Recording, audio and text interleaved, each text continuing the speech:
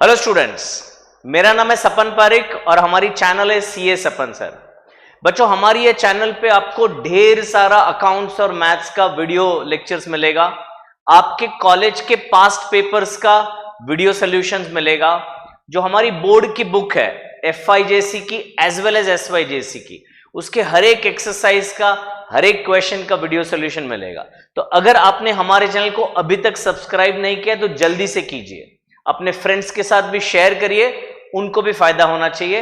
And comments में जरूर लिखिएगा अगर आपको और कोई वीडियो चाहिए तो, ठीक है। इस वीडियो में अभी 2 दिन पहले जो एग्जाम हुई थी एनएम कॉलेज की अकाउंट्स की, उसका यूनिट टेस्ट का सॉल्यूशन हम बना रहे हैं। आइए सीखते हैं।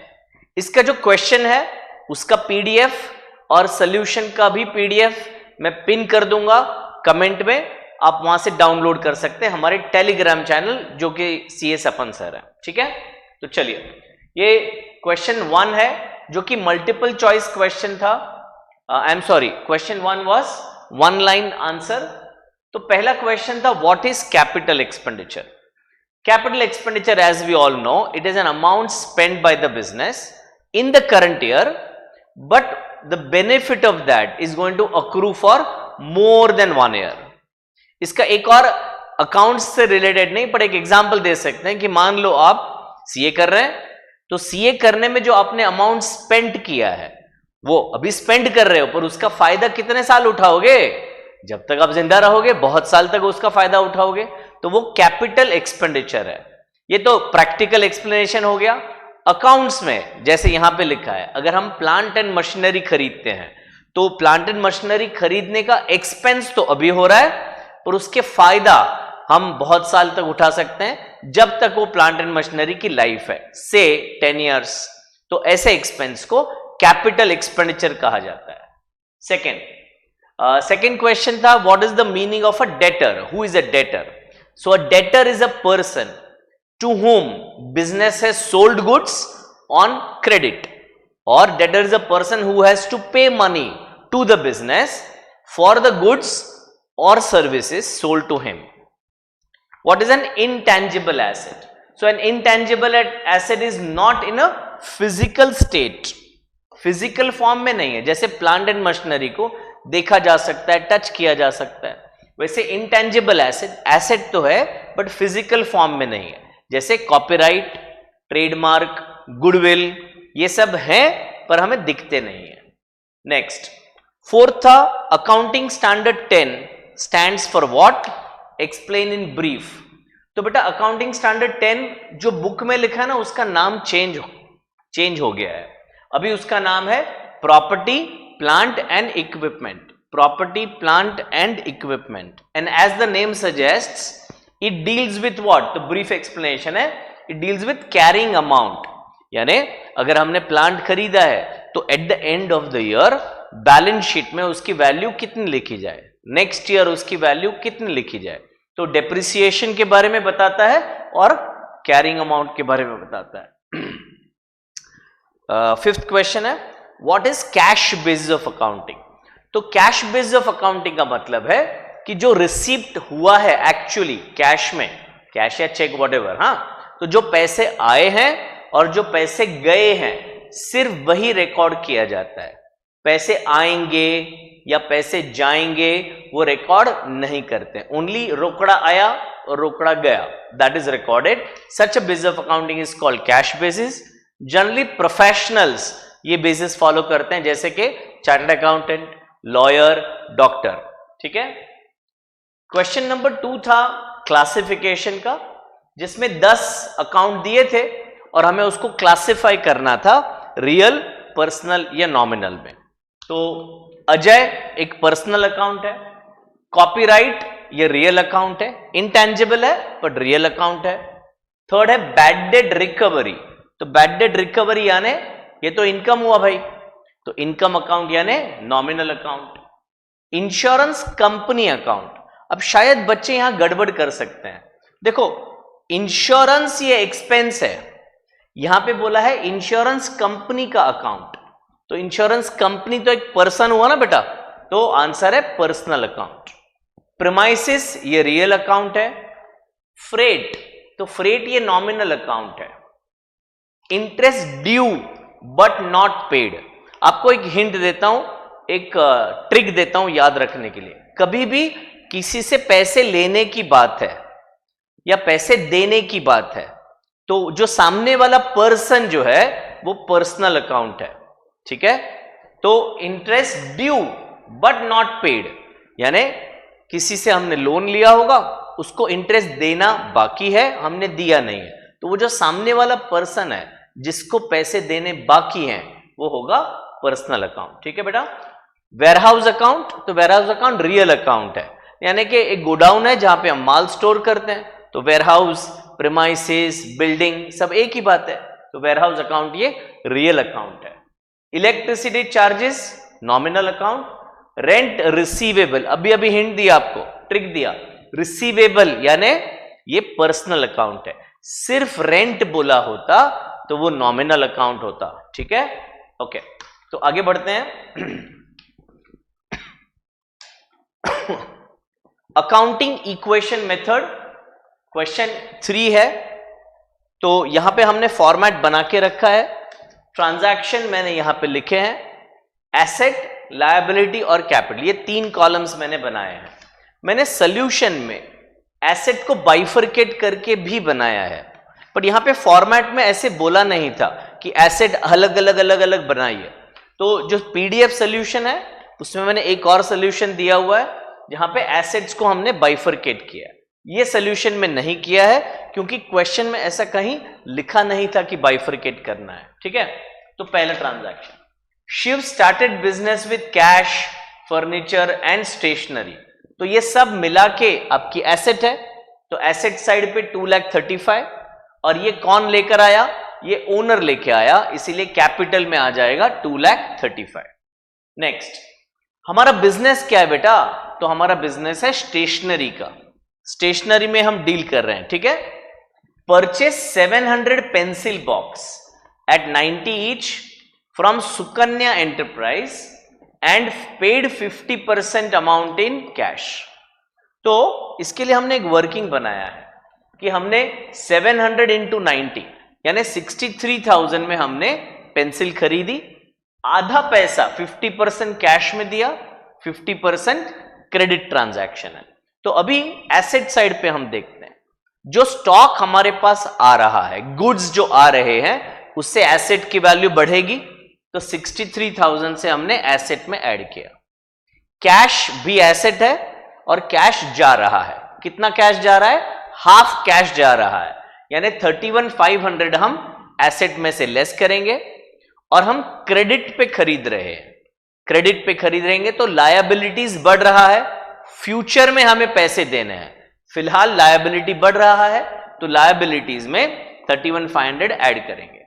235 प्लस 63 माइनस 31,500, ये हुआ आपका 2,66,500 which is equal to liability plus capital 31,500 plus 235। Third transaction, sold 75 ink cartridge costing 1,200 each, 500 pen costing 30 each to Krishna on credit at 25% profit on cost। तो इसका भी मैंने वर्किंग बनाया हुआ है। इंक कार्टेज 75 इंटू 1,200 यानी 90,000 ये आपके इंक का कॉस्ट हुआ, पेन 500 इंटू 30 यानी 15,000 ये आपके पेन का कॉस्ट हुआ, टोटल कॉस्ट हुआ 1,05,000। इस पे आप 25% प्रॉफिट ऐड कर रहे हो, तो 1,05,000 इंटू 25/100, तो ये आप कैलकुलेट करोगे तो आएगा 26,250। तो सेल वैल्यू जो है वो 1,05,000 प्लस 26,250 यानी 1,31,250 में आपने ये दोनों चीज बेची, ठीक है। अभी क्या करते हैं, अभी इधर आते हैं।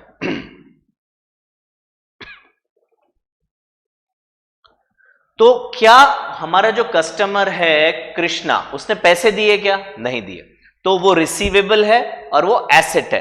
कितने पैसे हमें लेने हैं, 1,31,250 लेने हैं, तो वो एसेट में ऐड हो जाएगा। जो गुड्स हमारे पास से जा रहे हैं उसकी वैल्यू कितनी है, 1,05,000, तो वो स्टॉक में था हमारे पास, तो वो कम हो रहा है, तो 1,05,000 से स्टॉक जो है वो माइनस करना पड़ेगा। 1,31,250 से डेटर्स बढ़ेंगे, 1,05,000 से स्टॉक कम हो जाएगा। 26,250 जो है वो हमारा प्रॉफिट है, और प्रॉफिट कैपिटल में ऐड होता है, profit belongs to the owner, तो कैपिटल के सेक्शन में 26,250 हम ऐड कर देंगे। तो ये तीनों का total 266,500 plus this minus this is 292,750, liabilities 31,500, capital plus profit is 2,61,250। Next, paid delivery charges 1,500 in cash. तो ये क्वेश्चन में साथ में था, मैंने उसको दो अलग अलग पार्ट कर दिया है। तो 1,500 हम कैश में दे रहे हैं, तो ये कैश हमारा कम हो जाएगा 1,500, और ये हमारे लिए एक्सपेंस है, तो प्रॉफिट कम हो जाएगा, तो कैपिटल कम हो जाएगा। तो प्रॉफिट में से यानी कि कैपिटल में से हम कम करेंगे, और ये नेट अमाउंट आएगा 291,250, 31,500, 259,750। Next transaction, mister Shiv. Shiv कौन है भाई? ओनर है।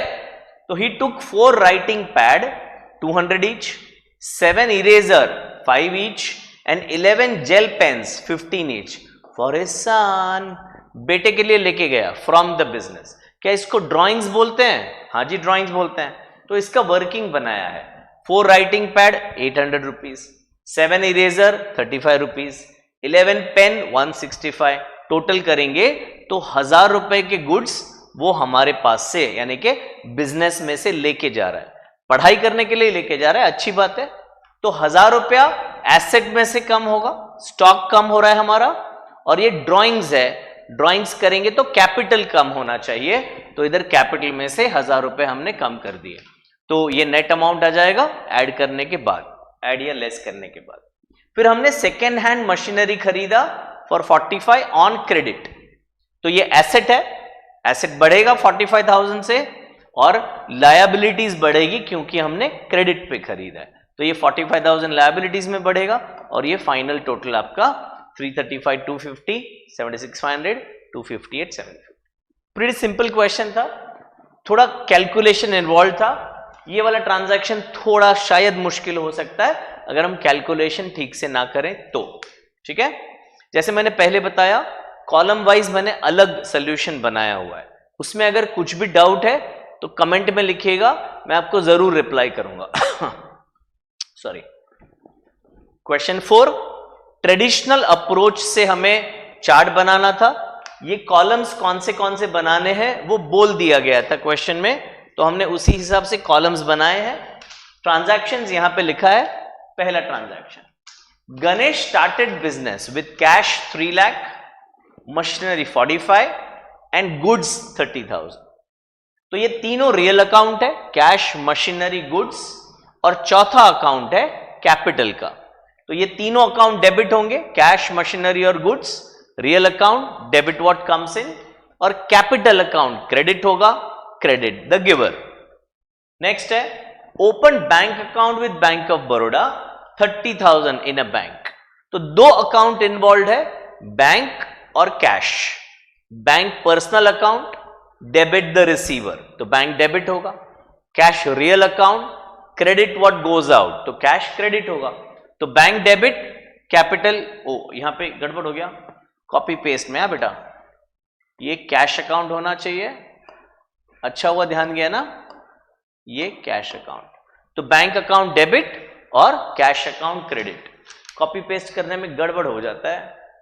चलिए, distributed goods costing 3,000 as free sample.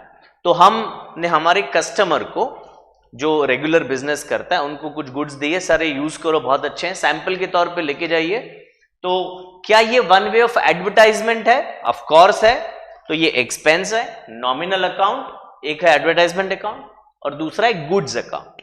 तो एडवर्टाइजमेंट अकाउंट डेबिट होगा, गुड्स रियल अकाउंट है और गुड्स जा रहे हैं, तो गुड्स अकाउंट क्रेडिट होगा। अगर हम चाहें तो यहां पे वर्डिंग्स ऐड कर सकते हैं, goods distributed as free sample. तो मैंने गुड्स अकाउंट लिखा है, हम उसमें ऐड करके लिख सकते हैं goods distributed as free sample. है वो गुड्स अकाउंट, आगे का जो है वो सिर्फ डिस्क्रिप्शन है कि गुड्स कहां जा रहे हैं, ठीक है। Okay, purchase goods worth 60,000 from Shahrukh and paid 1/3 amount by cheque. तो 60,000 के हमने गुड्स खरीदे, 40,000 क्रेडिट है 2/3 और 1/3 चेक से हमने दे दिया है। तो गुड्स हमारे पास अंदर आ रहे हैं। तो एक अकाउंट है परचेज अकाउंट, इसको दो तरीके से देखा जा सकता है। अगर गुड्स अकाउंट से देखें तो real account, debit what comes in. Purchase account की तरफ से देखें तो purchase nominal account, debit all expenses. तो हमें परचेज अकाउंट को डेबिट करना है। अगर गुड्स के एंगल से देखें तो गुड्स अकाउंट डेबिट नहीं होता है, उसके जगह परचेज अकाउंट लिखा जाता है। जब भी हम गुड्स खरीदेंगे तो अकाउंट्स में गुड्स वर्ड नहीं लिखा जाता है, परचेज अकाउंट वर्ड्स लिखा जाता है। तो परचेज अकाउंट डेबिट होगा 60,000 से। Shahrukh is giving goods on credit, 40,000 के गुड्स क्रेडिट पे दिए हैं, तो क्रेडिट द गिवर होगा। तो शाहरुख को हम क्रेडिट करेंगे 40,000 से। और बैंक से हमने पैसे दे दिए 20,000 रुपए। बैंक भी पर्सनल अकाउंट है, क्रेडिट द गिवर, तो बैंक अकाउंट को हम क्रेडिट करेंगे। ठीक है बेटा, चलिए। Placed an order for new vending machine of ₹35,000 with Croma. तो अभी बेटा ये ट्रांजैक्शन नहीं है, अकाउंटिंग टर्मिनोलॉजी में हमने क्रोमा को ऑर्डर दिया है कि हमें एक वेंडिंग मशीन आप भेज दीजिए। अभी तक वो वेंडिंग मशीन का डिलीवरी हमें नहीं मिला है, तो पेमेंट करने की हमारी जो लायबिलिटी है वो अराइज नहीं हुई है। तो फिर अकाउंट्स में ये ट्रांजैक्शन हम फिलहाल रिकॉर्ड नहीं करेंगे। हम कब रिकॉर्ड करेंगे? जब हमें उसका डिलीवरी मिल जाता है। तो आपको सिर्फ यहां पे लिखना है no entry for placing an order, this transaction will not be recorded right now because we are only placing a order। ठीक है, चलिए next. Mister Shiv sold his personal vehicle, ये हर साल पूछते हैं ये वाला transaction, of 95,000 at a loss of 15। अब शिव जो है वो पर्सनल है और हम जो एंट्री कर रहे हैं वो बिजनेस में कर रहे हैं। तो शिव जो ओनर है उन्होंने अपना पर्सनल व्हीकल बेच दिया, 80,000 रुपीज मिले, उनको लॉस हुआ पर 80,000 रुपीज मिले। वो 80,000 वो बिजनेस में लेके आए। हम शिव के लिए एंट्री नहीं कर रहे हैं, हम लोग शिव के बिजनेस में एंट्री कर रहे हैं। तो बिजनेस के नजरिए से अगर देखा जाए तो शिव 80,000 रुपीज लेकर आया, तो 80,000 कैश आया और दूसरा 80,000 सॉरी देखा मैंने जानबूझ के देख लिया पीछे, नहीं तो गड़बड़ हो जाता। 80,000 कैश नहीं आया है, उसने डिपॉजिट किया है बिजनेस के बैंक अकाउंट में। तो बैंक में 80,000 जमा हुए, बैंक पर्सनल अकाउंट है, डेबिट द रिसीवर, तो बैंक अकाउंट डेबिट होगा। और क्योंकि ये पैसे हमारा ओनर लेकर आया है इसीलिए capital personal account, credit the giver, तो कैपिटल अकाउंट क्रेडिट होगा। तो bank account debit 80, capital credit 80। Next transaction देखते हैं। Wages of 9,000 paid in cash and outstanding wages 12,000।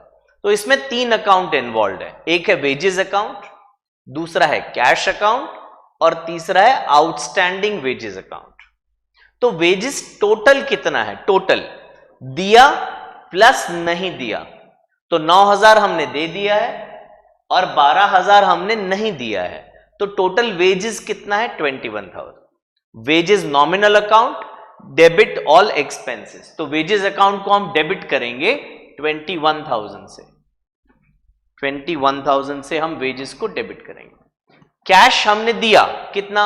9,000 is what we have paid, तो cash is a real account, credit what goes out, तो cash account हम credit करेंगे 9,000 से।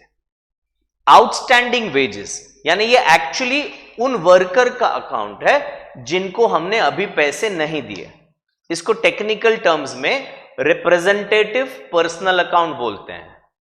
एक और बात, आउटस्टैंडिंग वेजेस ये रिप्रेजेंटेटिव पर्सनल अकाउंट है, यानी ये उन वर्कर का अकाउंट है जिनको हमने अभी पैसे नहीं दिए। उन्होंने काम तो कर लिया और हमने कहा अभी थोड़ा रुक जाइए, हम बाद में पैसे देंगे। तो credit the giver, credit the giver कैसे? उन्होंने सर्विस तो दे दिया हमें पर हमने पैसे नहीं दिए हैं, तो इसीलिए उनका अकाउंट क्रेडिट होगा। Now instead of writing their name individually हम एक ही अकाउंट लिख लेते हैं कॉल्ड आउटस्टैंडिंग वेजेस। तो हमारे पास ना एक्सेल शीट में सब नाम होंगे ABCD XYZ, ए को कितना देना है, बी को कितना देना है, और उसका टोटल जो होगा वो होगा 12,000 रुपया। तो आउटस्टैंडिंग वेजेस कौन सा अकाउंट है बेटा? पर्सनल अकाउंट है, रिप्रेजेंटेटिव पर्सनल अकाउंट, तो उसको हम क्रेडिट करेंगे, क्रेडिट द गिवर। ठीक है, चलिए। रेंट रिसीव्ड इन कैश 6,000, तो रेंट और कैश ये दो अकाउंट है। कैश रियल अकाउंट है, डेबिट व्हाट कम्स इन, तो कैश डेबिट होगा। रेंट इनकम है, income nominal account, credit all incomes and gains, तो कैश अकाउंट डेबिट और rent account credit. Next, sold worth 1,20,000 to miss Fernandes on credit, तो हम goods बेच रहे हैं 1,20,000 के मिस फर्नांडिस को ऑन क्रेडिट। तो दो अकाउंट इन्वॉल्व है, एक है मिस फर्नांडिस जो हमसे गुड्स ले रही है, और दूसरा है सेल्स जो हमारा गुड्स सेल हो रहा है। ये दो अकाउंट है। तो miss Fernandes and sales. Miss Fernandes is a personal account and she is receiving the goods, तो मिस फर्नांडिस के अकाउंट को हम डेबिट करेंगे 1,20,000। सेल्स ये नॉमिनल अकाउंट है, नॉमिनल अकाउंट का रूल है credit all income and gain, तो सेल्स अकाउंट को हम 1,20,000 से क्रेडिट करेंगे। Okay, last transaction, purchased a delivery van of 86,000 from PQR against cash, तो यहां पे हमने डिलीवरी वैन खरीदा है और हमने कैश दे दिया है। क्या हमारे अकाउंट में अगेंस्ट कैश है? होए देखो वापस मिस्टेक हुआ है, सॉरी, देखो वही मैं समझाने जा रहा था और वहीं पे मिस्टेक हुआ है। अगेंस्ट कैश लिखा है बेटा, तो डिलीवरी वैन हमने खरीदा, PQR लिमिटेड का अकाउंट आना चाहिए कि नहीं, मैंने तो यहां पे लिख दिया था, मैंने वो ध्यान से पढ़ा नहीं था कि वो अगेंस्ट कैश है।